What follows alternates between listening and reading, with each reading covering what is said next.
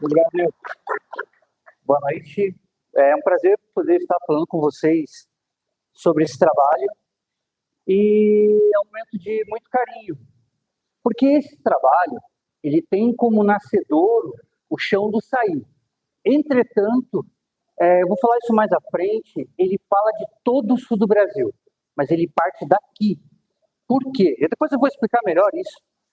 Os Carijó, eles eram senhores das praias desde a Ilha do Mel, ali na região já de Cananéia, até Tramandaí.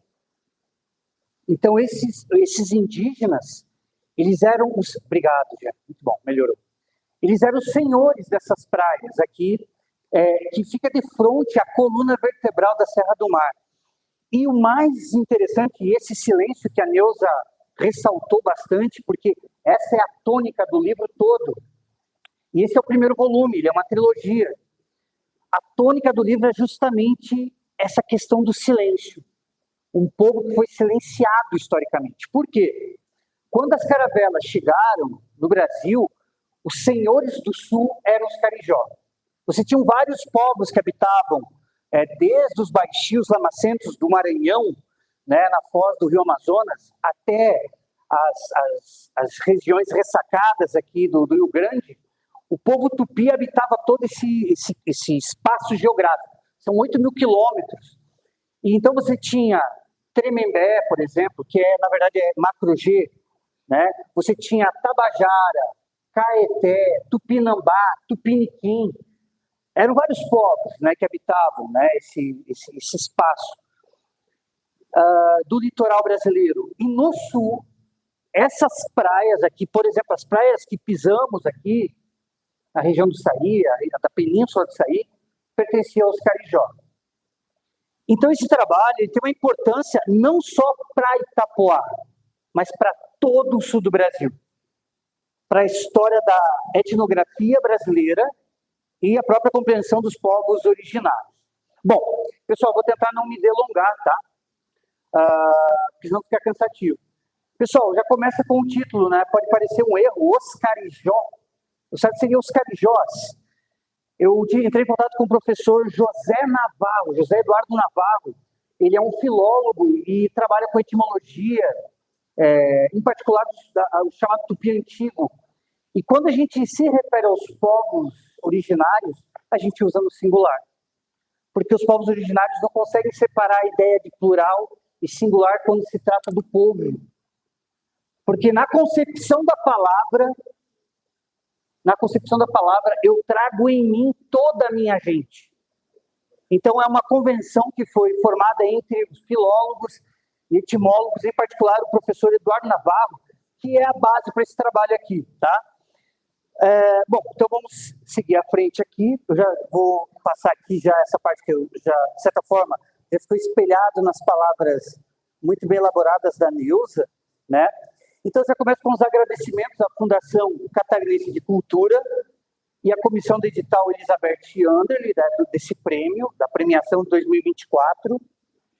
O projeto conseguiu continuidade, eu fui aprovado agora no edital 2025, o trabalho vai ter uma continuidade, né?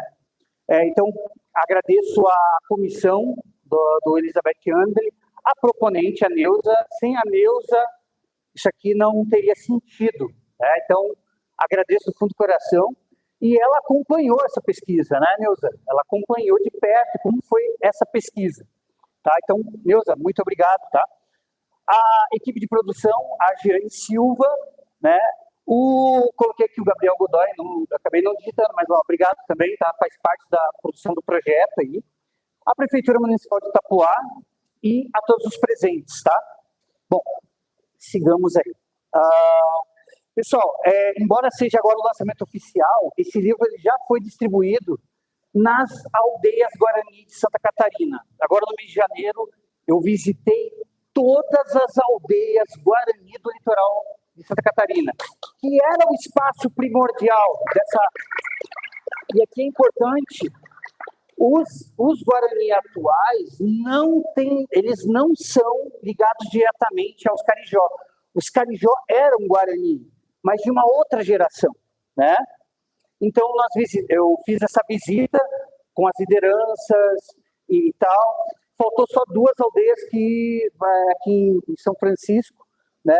Mas, ademais, todas as aldeias de Santa Catarina no litoral foram visitadas. Depois eu vou falar melhor sobre isso, porque isso tem um sentido também dentro da obra, tá? Bom, rapidamente, tá? A Neuza até falou ali, eu vou aproveitar esse momento, né? Então, rapidamente sobre a minha trajetória de pesquisa.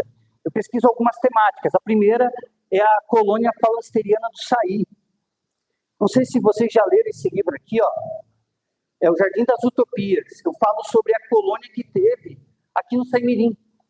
Então, não sei se ele está disponível na biblioteca daqui da região, mas ano passado eu fiz uma palestra na França, na cidade de Lyon, porque a liderança dos franceses daqui, eles eram da cidade de Lyon. Então, lá esse trabalho foi celebrado no bairro de Croix-Rousse, né? Então, tem a ver com Itapoá. Segunda... exatamente, é a segunda parte agora, né?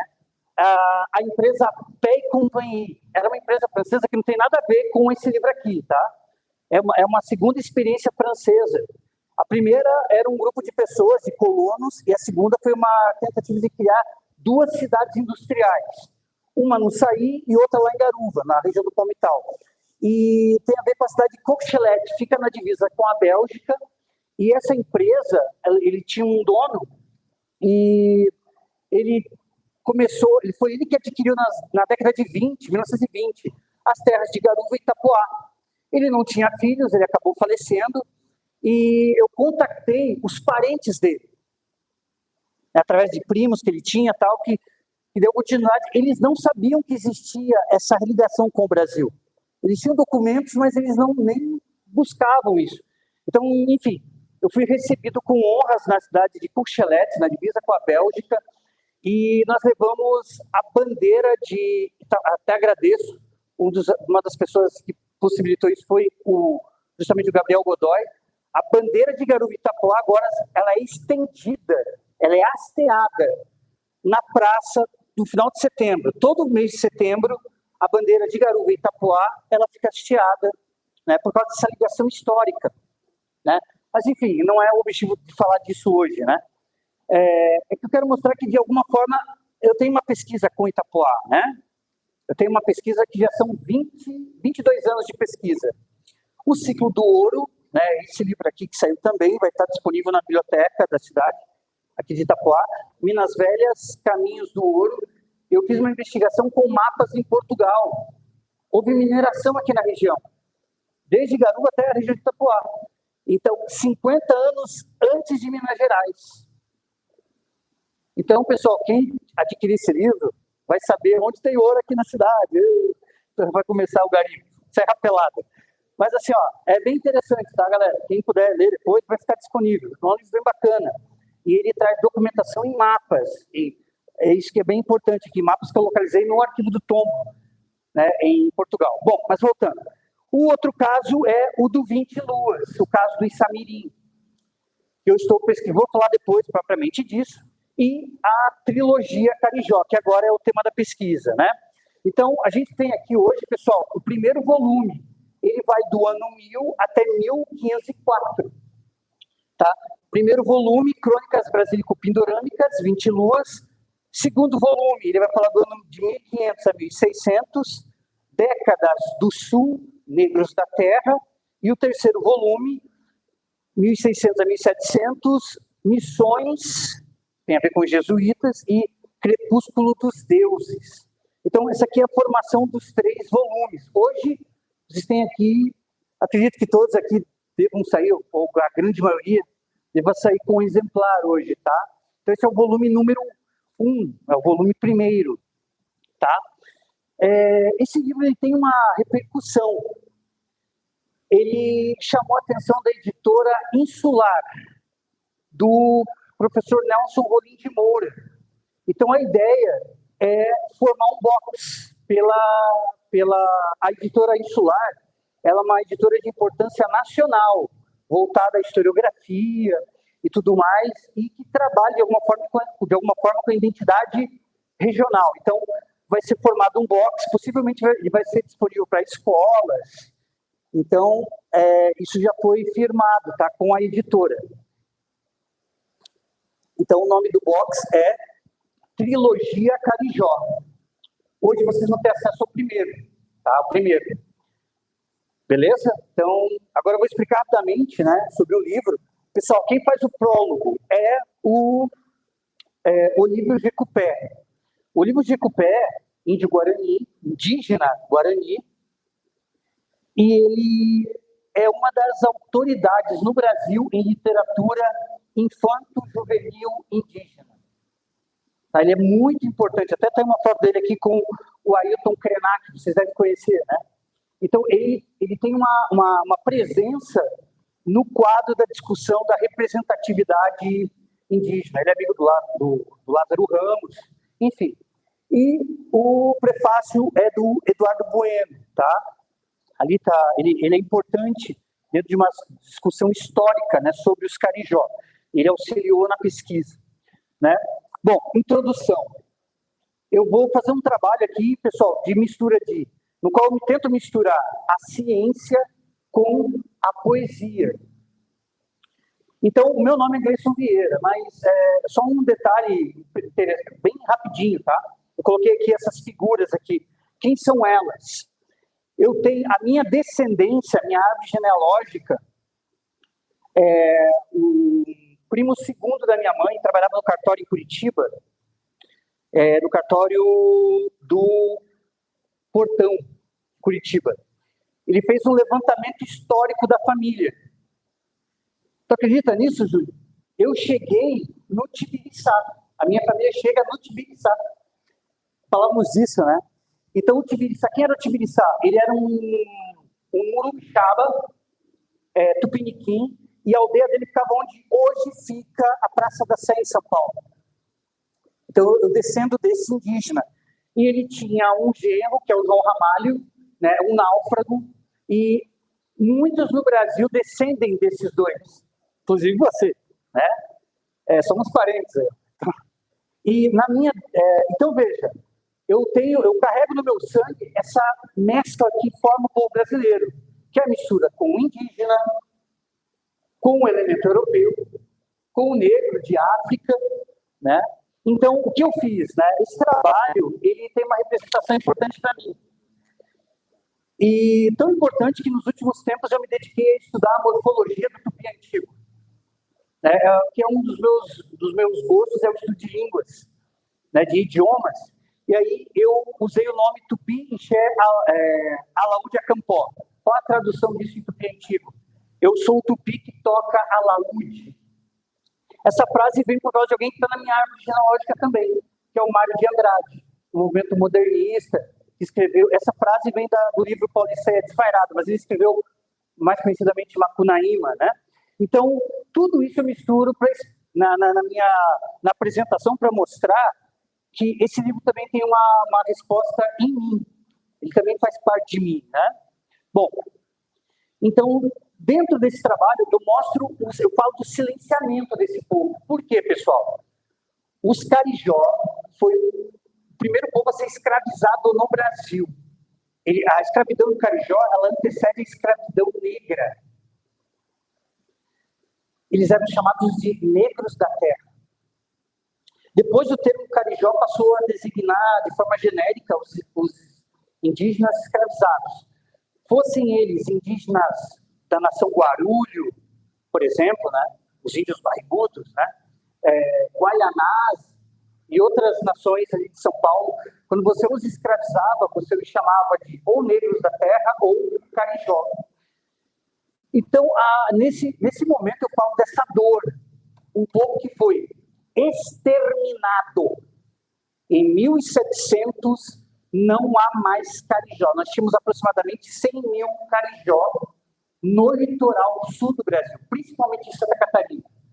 Todos foram exterminados pela sanha dos vicentinos, do litoral paulista, os bandeirantes. Que são vistos como heróis, né? Quando a gente fala de bandeirante, a gente imagina o bandeirante como herói, né, Júlio? E, na verdade, não. Eles praticaram todo tipo de absurdo. Gente, o livro esse é muito leve, esse livro, tá? O segundo já é mais doído, o segundo volume, né? Esse primeiro livro é um livro, vocês vão ver, que é bonito, eu acho, pelo menos. Mas eu faço uma advertência no começo do livro, que eu falo sobre o sapiron. O que é o sapiron? É a saudação lacrimosa. Entre os tupi, também os guarani, era comum, quando chegava um estrangeiro, ou alguém de uma aldeia, de uma tábua vizinha, ele era recebido assim, ó. Ele chegava e as pessoas da aldeia começavam a chorar, a contar a sua vida. Ai, meu Deus, meu filhinho morreu. Ai, meu Deus, a nossa produção aqui de cauí, que é a bebida alcoólica, não deu certo. Né? E você falava sobre as suas amarguras. E no final você parava de chorar e começava uma celebração. É muito bonito essa ideia, né? Então eu pego, vocês vão ler, tá, gente? Eu estou só resumindo. O livro tem 200 páginas, mas o que eu quero dizer é que o livro, ele se constitui de ele traz essa necessidade de dessilenciar quem foi silenciado, tá? Bom, por que Crônicas Brasílico-Pindorâmicas? Esse livro faz a seguinte, esse início, né? É pensar, como é que os carijó vieram parar aqui? Chegou o Cabral em 1500, mas como é que os indígenas aqui do sul, por que eles se encontravam aqui, né? O que fez com que esses povos habitassem aqui os nossos litorais catarinense e paranaense? Então, para eu pensar isso, eu parto do Pindorama, Pindoretama, terra das palmeiras, terra com grande concentração de palmeiras, né? Pindorama. E Brasílico, por que Brasílico? Porque Brasil é só lá pelo século XVII. Só para que entendamos a loucura que é isso. O Borba Gato, o bandeirante paulista, ele tentou escravizar indígenas aqui no Tato, região de Porto Alegre. Aí depois foi para o Itatim, no Mato Grosso, não estava conseguindo a quantidade que ele queria. Ele começou a se embrenhar pela América. Ele chegou na região da Bolívia, região de Chuquisaca. Ele saiu pela Amazônia e chegou em Belém do Pará. Ele vai encontrar com o padre Antônio Vieira. E ele precisava voltar para São Paulo. Como é que ele fez para voltar para São Paulo? Vocês conseguem imaginar? Era só voltar pelo litoral, certo? Não dava. Porque você tem o São Francisco, tem os rios, tem as divisões de povos. Ele teve que ir até Lisboa e de Lisboa descer para São Paulo, gente. Porque tinha o Brasil Maranhão e tinha o chamado Estado do Brasil. Né?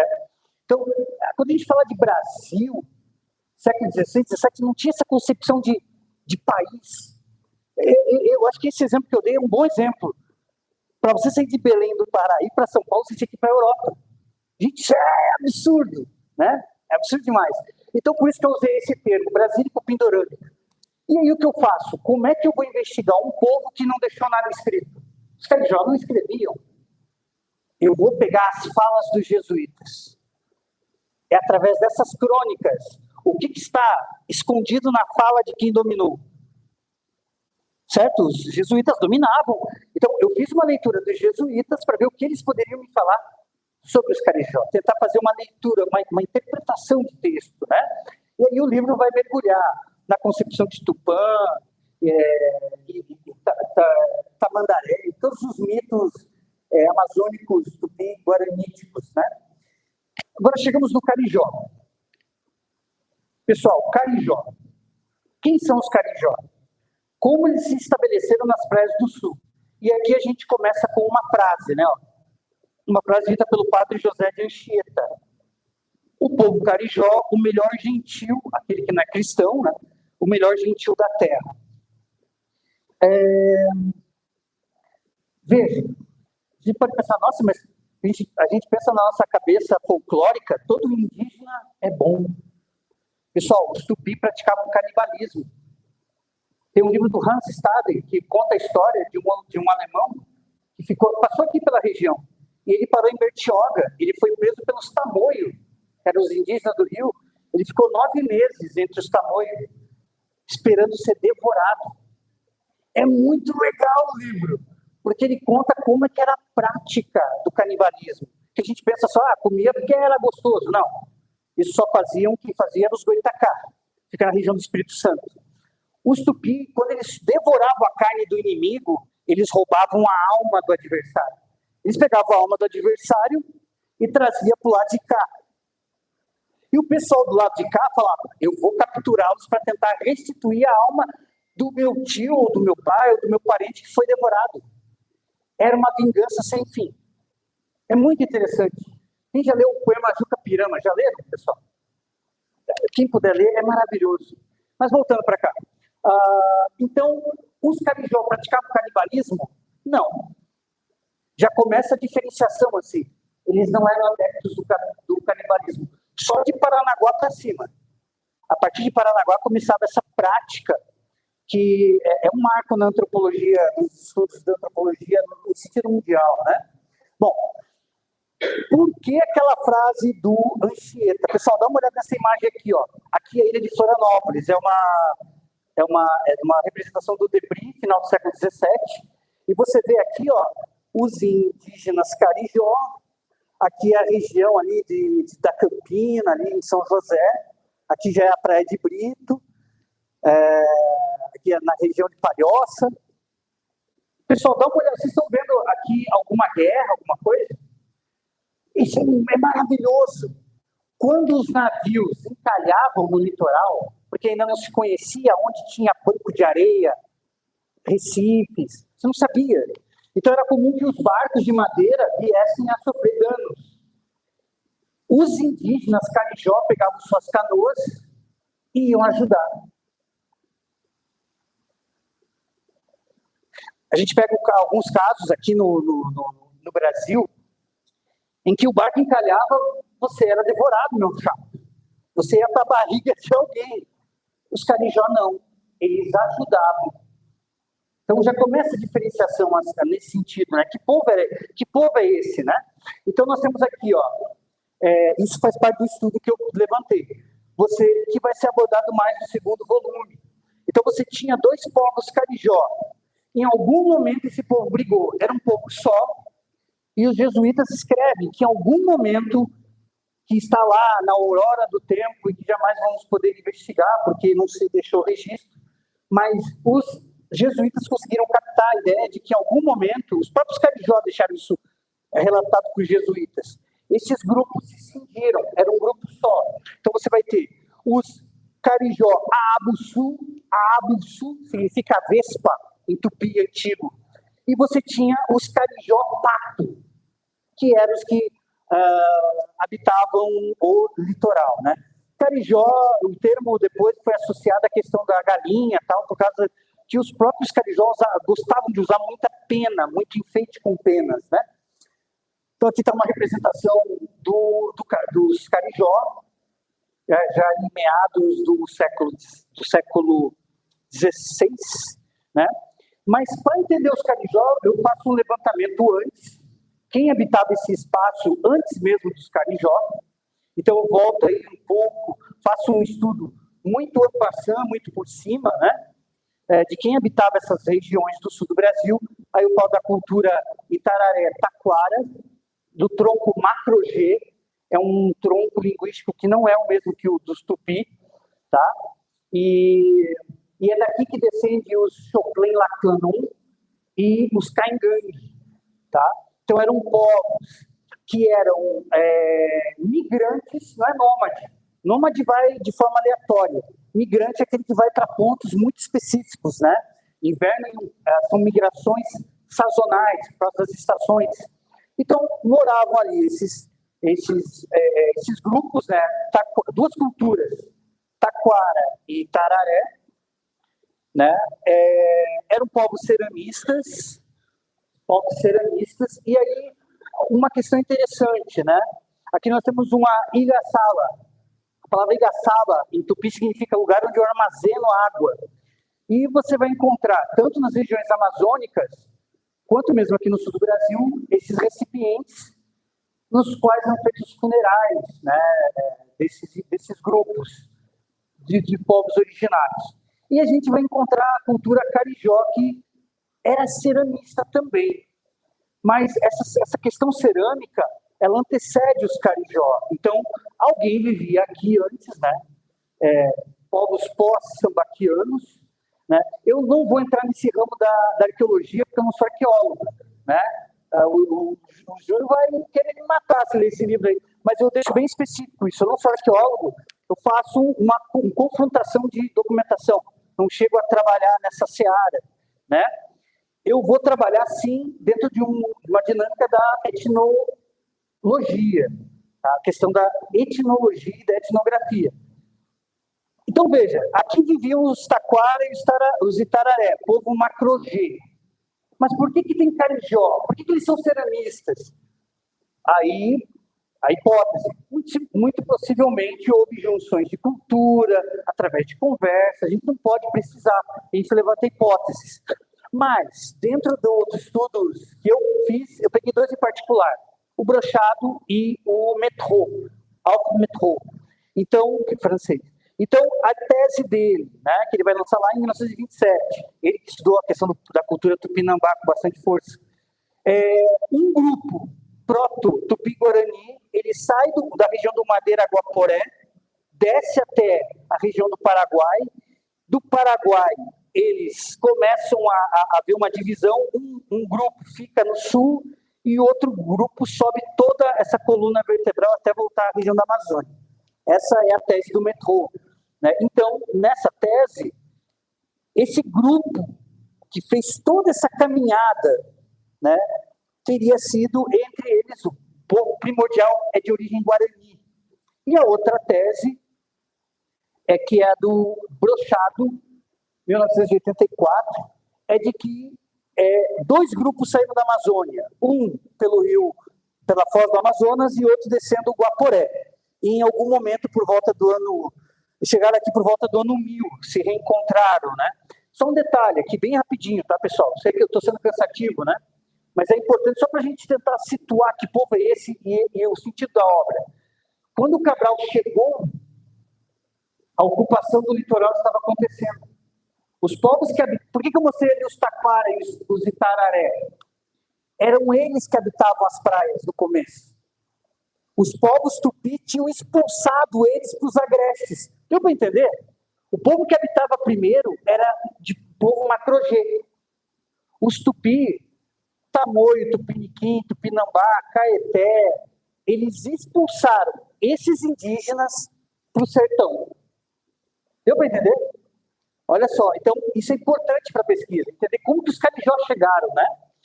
Aí a gente entende por que os Xoclen estão lá na nascente do rio Itajaí-Açu e os carijós estavam aqui. Depois que os carijó foram exterminados, os Xoclen começam a descer. E até eu falo nesse livro, não sei se alguém já leu, eu comento... Não, é nesse aqui. Eu comento sobre um caso curioso que aconteceu em Garuva, aqui na região do Rio São João.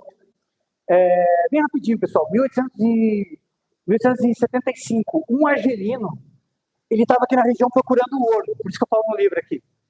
E ele foi capturado pelos indígenas Xoclen. Por quê? Uma coisa muito curiosa. Ele foi capturado para ser escravo sexual reprodutor das indígenas. Gente, é um caso que aconteceu aqui, em 1875.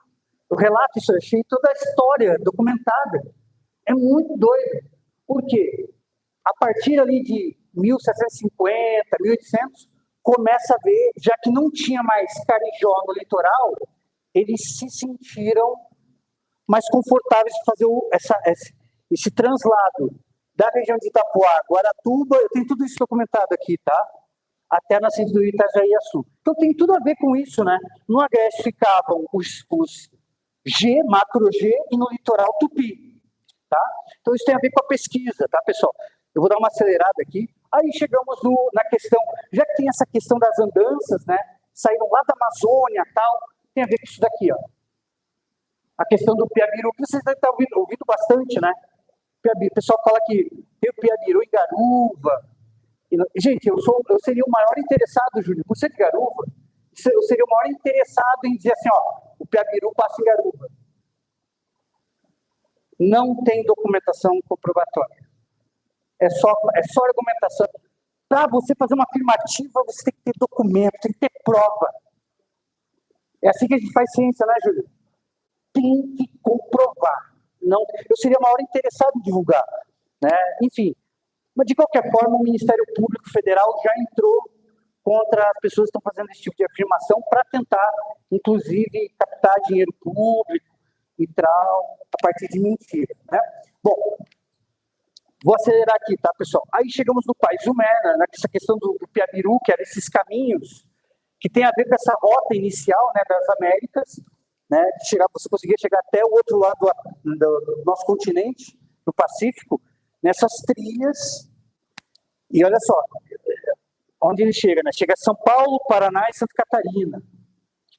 E, segundo a tradição que os jesuítas conseguiram nos deixar escrito, os indígenas disseram que quem abriu esses caminhos foi um profeta, é a palavra que eu melhor podia usar, chamado Paizumé, que é chamado de Pai Tomé, enfim.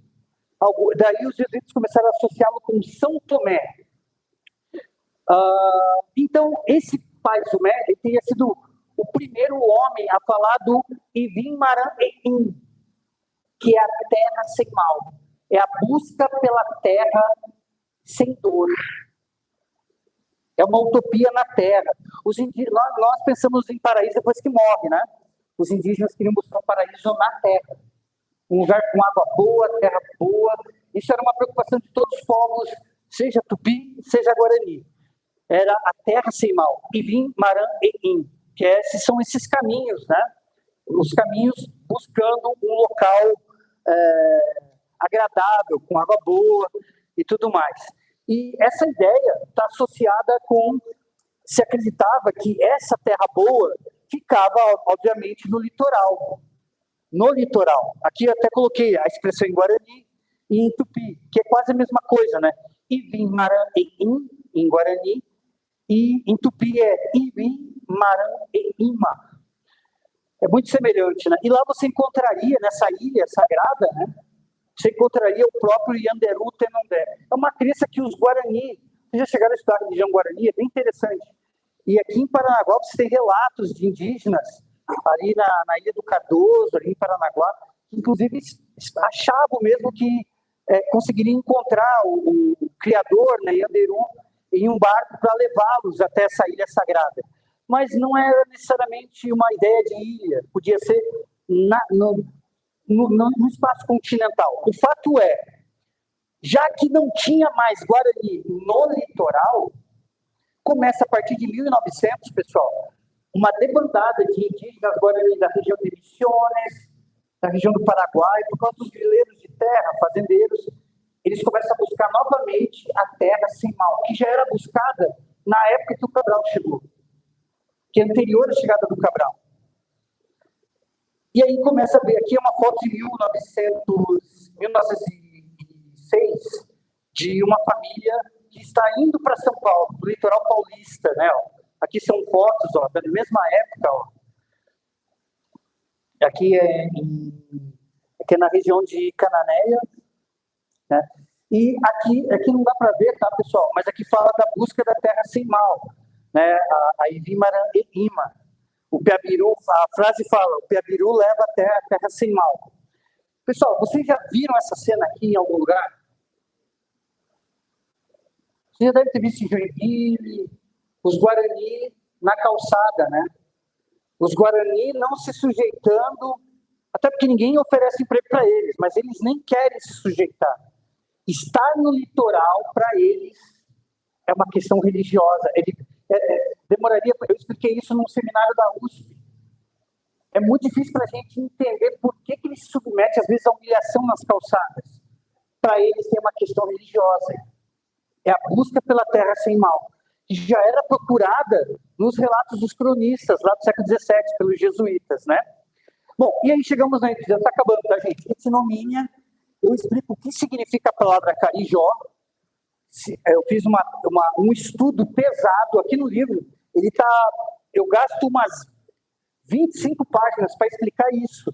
Só o que significa essa palavra, através do tupi. E a tradução, a semântica que eu consegui fazer, construir essa daqui, né? Filhos daqueles que anunciam os caminhos, as veredas para a terra sem mal. Vocês estão entendendo o que eu falei lá das caminhadas, da saída da Amazônia? O nome, no interior da semântica do nome, está revelado uma história. Tá? Então, essa foi a sacada. Eu vejo o sorriso do Júlio lá e ele entendeu. Bom, mas vamos lá. E aí, para finalizar o livro, eu termino no 20 Luas. O que foi os 20 Luas? É a história do primeiro indígena brasileiro levado do Brasil para viver. A ideia era que ele voltasse em 20 luas, né? Mas ele é levado e ele não retorna, ele fica na Europa. É o Exomerrica, que é oIssamirim, né? E através da palavraIssamirim e tal, a Neuza acompanhou bem isso. Eu fiz todo um estudo etimológico, eu discordo da palavra arosca, eu repasso esse nome, está no livro, não vou dizer qual é, mas está no livro. Eu faço todo um estudo em cima disso, tá? Bom, aqui, não sei se dá para ver. Vocês estão conseguindo ver, gente? É só para essa parte final. Poderia só apagar para a gente ver melhor, que é a parte final, tá? A gente está acabando. Aí, só para... Isso, assim está ótimo. Pessoal, não, assim o pessoal vai dormir. Já estão dormindo assim, né? Mas se apagar tudo... Não, vamos ficar assim. Tá bom, obrigado. Olha só, pessoal, dá uma olhada nessa imagem aqui, ó. Aqui você tem o Goneville, né, a representação do Binot Palmier de Goneville, que foi um navegador bretão e que chegou à conclusão de que ele chegou aqui nas praias do norte de Santa Catarina. Esse aqui é o documento, a carta, a Relation de Voyage de Goneville, a relação da viagem de Goneville. Eu peguei esse documento do arquivo da Biblioteca do Arsenal, eu retraduzi esse trabalho.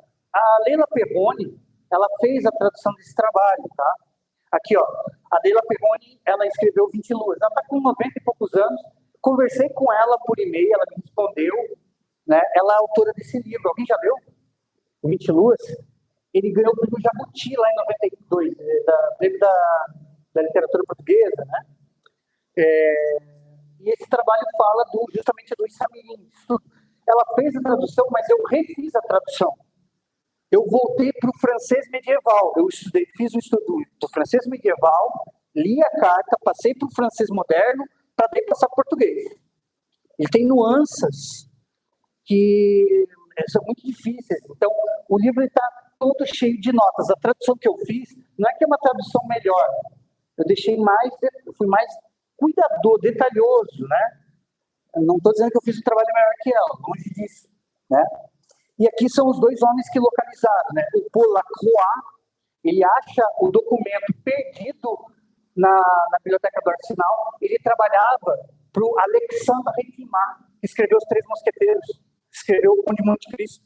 Ele acha o documento perdido e manda para um etnólogo que fazia parte da Sociedade Francesa de Geografia, que era o Davezac. Armanda Lezac, que estuda o documento e chega à conclusão que ele chegou no norte de Santa Catarina. Tá? Aqui daí no livro tem um mapa bem detalhado. Vocês vão ver, está tudo detalhadinho lá, pessoal. A genealogia do Exomeric, do Isamirim, ele é levado e o Bonneville não consegue trazê-lo de volta em 20 luas. Né? Ele era filho se conveniou chamar Arosca. No meu trabalho eu chamo de Araçá. Eu faço um estudo etimológico, né, dessas questões. O fato é que aqui já tinha essa demarcação aqui genealógica no trabalho da Leila Ferroni, eu só ampliei, eu melhorei, tentei melhorar, né? E como o Bonneville não consegue voltar com o Isamirim, ele fica lá, ele morre com 94 anos, tem 12 filhos, e um bisneto dele, que era o Jean de Courtona, ele se torna abade, e ele tem o sonho de criar uma missão religiosa nas terras do antepassado dele, porque ele é bisneto de um carijó. Ele não sabe que ele é carijó, né? Mas, enfim, e ele escreve um trabalho, 300 páginas, eu traduzi inteiro. Mas não está aqui. Não está aqui, é um trabalho separado, né? Então, é muito interessante. Ele dá brechas nessa minha incursão para pensar, inclusive, porque a carta do Bonneville, ele fala de um rio. Eles chegaram num rio semelhante ao Orne, que era um rio que fica na Normandia. Então, eu estou fazendo agora uma investigação para tentar saber onde é que era exatamente esse rio Orne, que a Leila fugiu da questão, é uma questão polêmica, mas eu acho que eu encontrei uma solução, mas não vou dizer. Não vou falar aqui, tá? Vocês vão ter que ler o livro. Aí lá vocês vão poder saber que rio é esse. Aqui é um mapa que está no... Só um detalhe importante, eu usei muito para fazer essas reconstituições, eu me fiz valer da inteligência artificial, tá? Para fazer essas representações. Para fazer a minha tradução, ela é acompanhada de ilustrações. Essa foi uma inovação para ficar mais fácil para a leitura e para acompanhar. Eu fiz aqui, ó, a ilustração por inteligência artificial, né? A chegada na Nova Terra, conforme está escrito na relação, a chegada a esse rio igual o Orne. Aonde que é esse rio? Não vou falar. Bom, vamos lá. A chegada, né, o acolhimento desse povo que se presume, que se consensou que é o povo carijó. O episódio em que o Bonneville ele acompanha o julgamento de um rapaz que deu um tapa no rosto de uma mãe. Ele é julgado pelo Araçá, pelo Arosca, e esse jovem tem pedras amarradas ao pescoço e é jogado em um rio.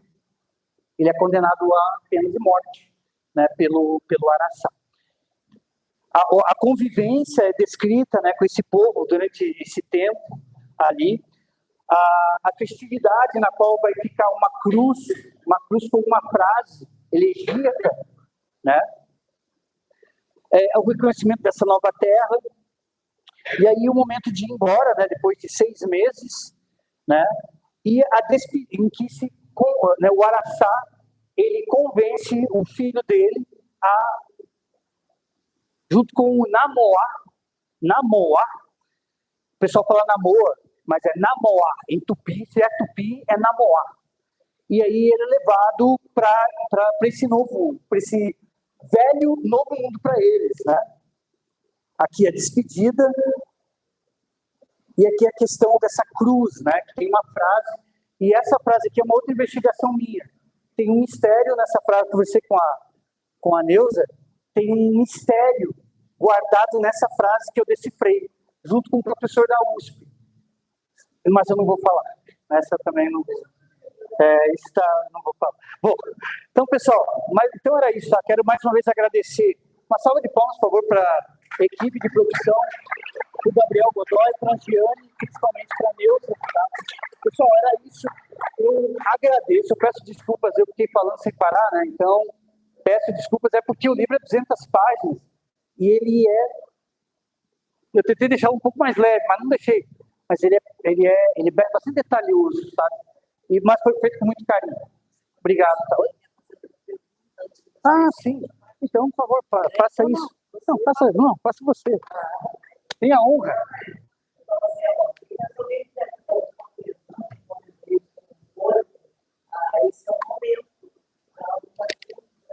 É, Se você aliás, não tem que ser à vontade. Eu estou terrível. se você quiser fazer uma pergunta, Alguém? Alguma dúvida? Tudo certo? Ele respondeu, né? Você não tem a oportunidade, com certeza, de ler o livro, né?